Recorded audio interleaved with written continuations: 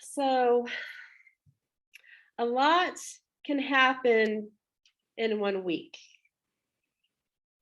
And as I think about Holy Week and what Palm Sunday means, what Easter means, what Holy Week means,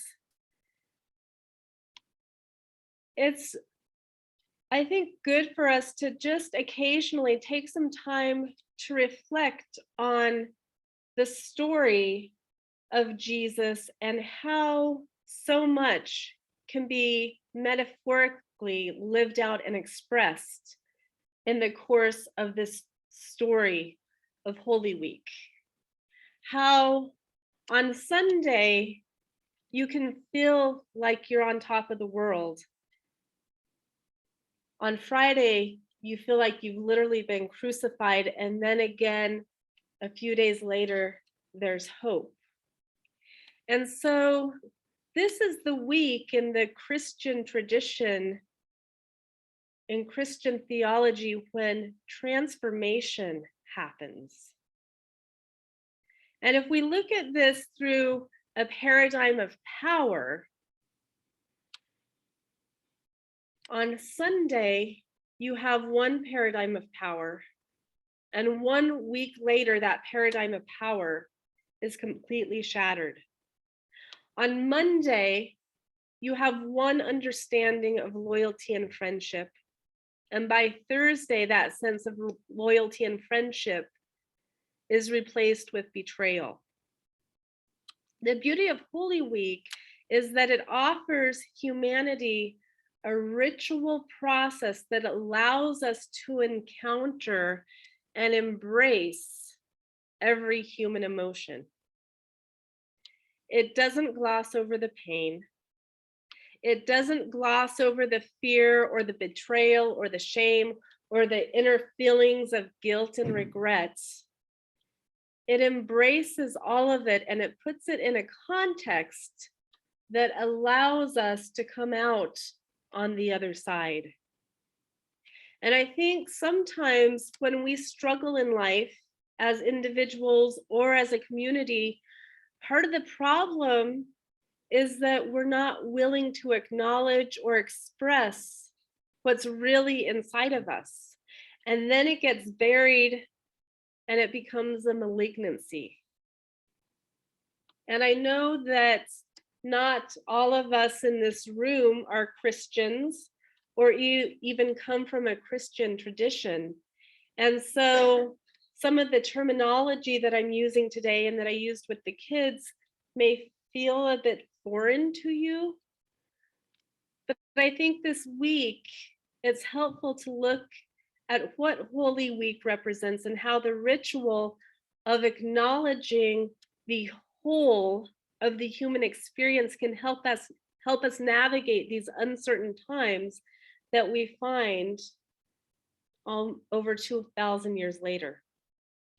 And as we talk this month about awakening, I also want to incorporate what it means to awaken to hope in the middle of a week that can feel so barren and hopeless.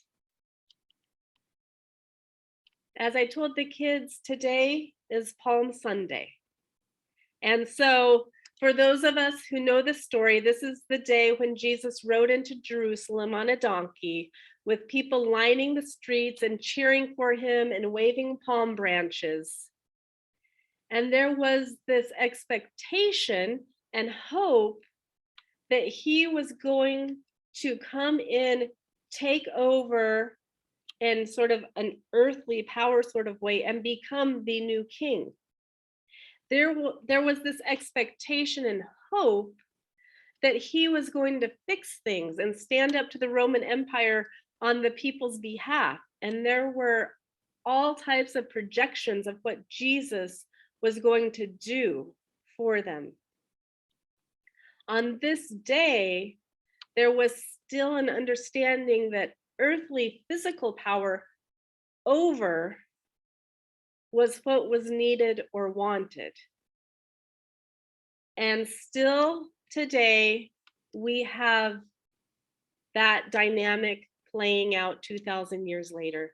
We always see, but even in the last few years, especially, and even in the last few months, we are reminded again of what happens when a few people have power over everybody else.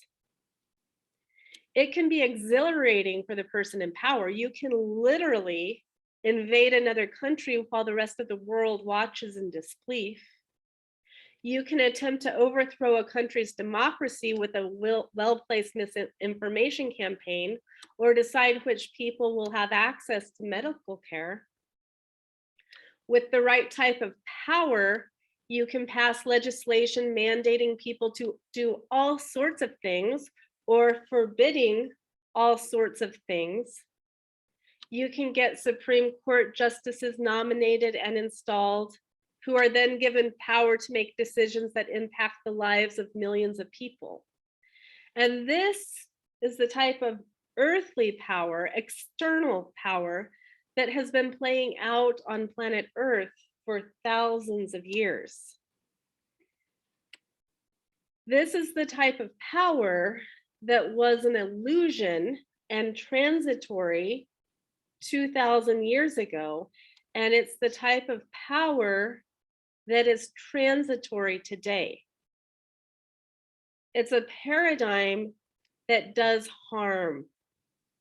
No doubt people are dying today in real time because of this type of power. It is the type of power that leads to death, destruction, and in Christian theology, a literal crucifixion. And so, if that is where the whole story ends, it would be terrifying. But that's not the whole story. That is simply the backdrop of the story. That's the paradigm with which Holy Week begins. But we have to remember that this was only Sunday. And so much happens in the days between Palm Sunday and Easter Sunday. I often wonder what Jesus thought as he was riding into town and seeing all of these people projecting all of their expectations and hopes onto him as their new king. And as I said, there can be something exhilarating about being placed on a pedestal. But people who understand true power also know that being placed on a pedestal is the most terrifying place to be, because they understand that the pedestal is an illusion. And just as quickly as somebody puts you up there, they will knock you off. And so my guess is that Jesus knew the pedestal was never where he was meant to be. And so he continued on riding through the crowds, probably instead of feeling joyful and powerful, my guess is that he continued on with perhaps a sense of resignation, combined with, I'm sure, compassion and love, because he understood where true, authentic power comes from. He already knew he was not meant to be an earthly king, because earthly power is of the ego, of the personality. It is an illusion. And the story of Easter is a story of the power of the Spirit. And those are two very different things. And so he writes on. And he makes it to Thursday. And during Holy Week, this is referred to in Christian theology as Maundy Thursday, the Last Supper. This is the day when Jesus had one last meal with his disciples, his friends. He ate with them, drank wine with them, and then he kneeled down and he washed their feet. What was he thinking? What was he feeling? Did he know what was about to happen? Did he know that 24 hours later, he would no longer be alive? Did he know that one of his friends was about to betray him and his other friends wouldn't even acknowledge him when he was moving through the hardest, most difficult part of his life? I often think about that in the midst of somebody so compassionate and so loving that he had to be wise. He had to recognize that his friends weren't necessarily as emotionally strong as he was, and yet he sat with them anyways. He laughed with them anyways. He kneeled down and showed them love and compassion and washed their feet anyways. And when we look at each of our individual lives, when we slow down to think about our lives, I'm sure that sometimes if we get quiet, we can sometimes feel the storm in our lives coming. And we don't always know what it's going to look like, but sometimes there's a calm and maybe even a peacefulness, a sense of resignation, a sense of betrayal. And yet, when we are in touch with that power of spirit, included with sort of that sense of foreboding, there can be a sense of calm, a sense of compassion, a sense of understanding and love. Because there's always a choice.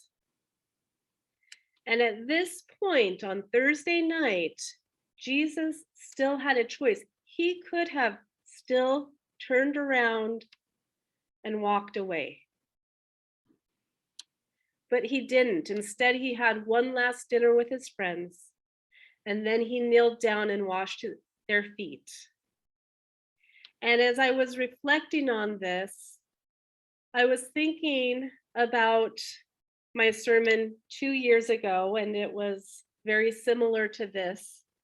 But if you remember Palm Sunday 2 years ago, we were just 1 or 2 weeks into this pandemic. We were just into this shutdown. Everything was beginning to happen in New York. It hadn't made itself out west yet. Italy was in lockdown. And we were here together on Zoom, not knowing what was going to happen. We went in the course of a few weeks, kind of like Holy Week, we went from being gathered together to not touching people, to not congregating with people, to not being around people, to not even wanting to breathe near somebody without a mask. And we've been through that whole process. And now here we are 2 years later, still together. Some of us, again, here in person, some of us joining virtually, some of us are missing, but we're still here in a new way, but still together. And so as I think through where we've been these last 2 years, I'm often reminded of that role model we have, whether we're Christians or not, whether we're religious or not, whether we believe in an afterlife or not. We have a model of one human being kneeling down and washing his disciples' feet, even though one of them would betray him, one of them would deny him, and the others would simply fall asleep and abandon him. And yet, he decided that these were his people who he would stay in relationship with. And I think about this, and it was about this time, it was the very first service that we had when everything shut down, and I literally had my computer and I was walking around, putting my computer in front of the small circle of people that were here, and other people had zoomed in for the first time. And it was kind of like when the world was still kind of in shock. We weren't sure what we were doing. And I remember Dwayne, one of our beloved elders, who many of you know and some of you didn't get to meet, but you will meet him because I talk about him a lot. But he said, I was at the soup kitchen and this guy needed a hug. And he's human. And I know we're supposed to not touch people right now, but he's human. And he needed a hug. And I hugged him.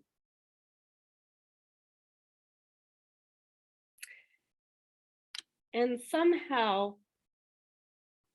on that Thursday night, on Maundy Thursday, I can't help but feel like maybe Jesus was kind of thinking some of the same thing about these people. They don't get it. I don't think they even begin to understand me or what I'm about or what I mean. They're about to betray me. They're about to abandon me. But darn it, they're human and I'm going to love them anyways. And so over the course of the last 2 years, with everything that we've been through, I named some of these amazing examples 2 years ago, but I'm going to remind us of this.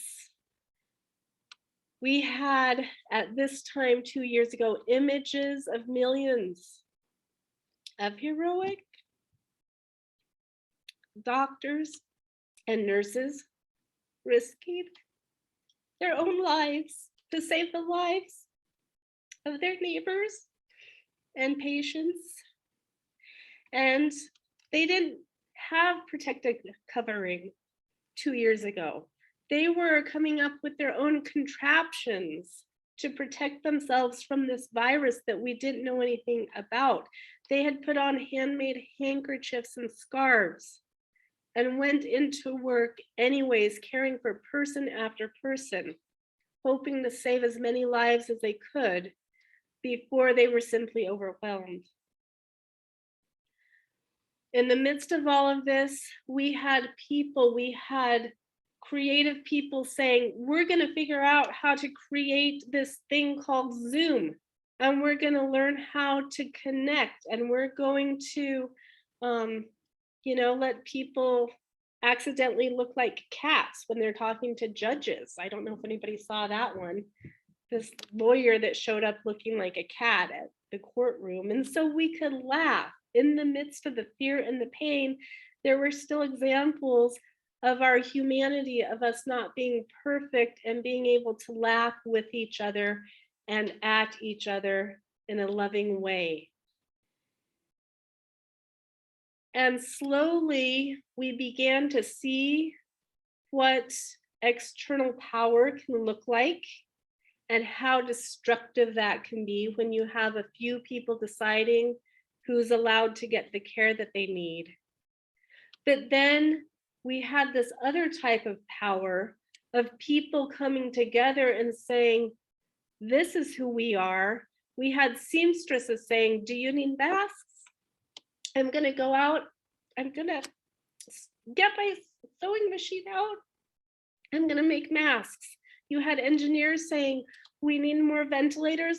We're going to figure out how we can split them.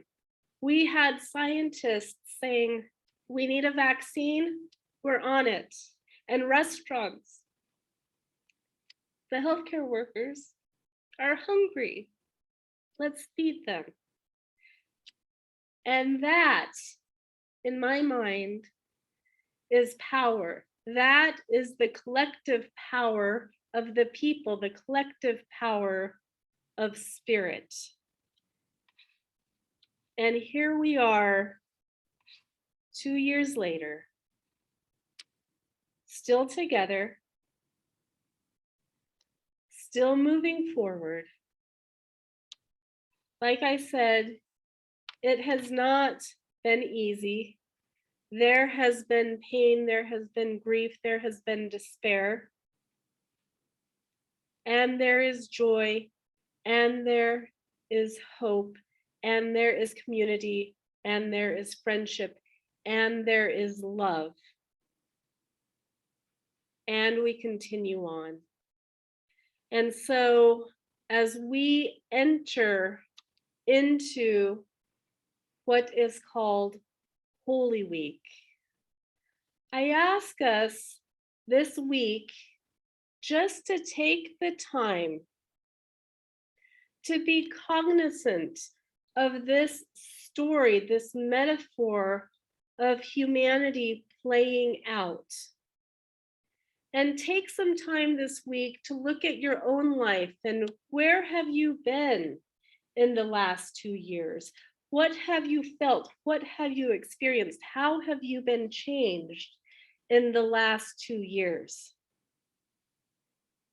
And if you are still feeling like you are there in Good Friday, still feeling the darkness and the fear and the grief and the pain, then don't let yourself forget that the story does not end on Friday. The story ends on Sunday with a new understanding, a new vision, a new expression of who we are, what we can be, what true transformation is. And so that is my invitation. Take this week to be real. Take this week to be authentic. Take this week to say, it's been hard. And then I invite you to please not stop there and take this week to say, and I'm moving forward in hope, in love, with the spirit of true, authentic power that is the power of the heart and love and hope. And next Sunday, we will be talking about miracles.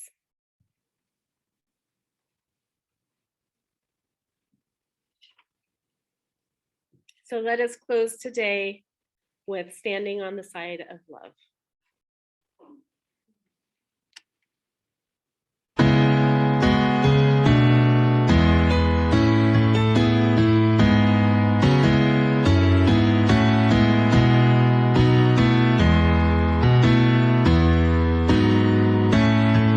The promise of the Spirit.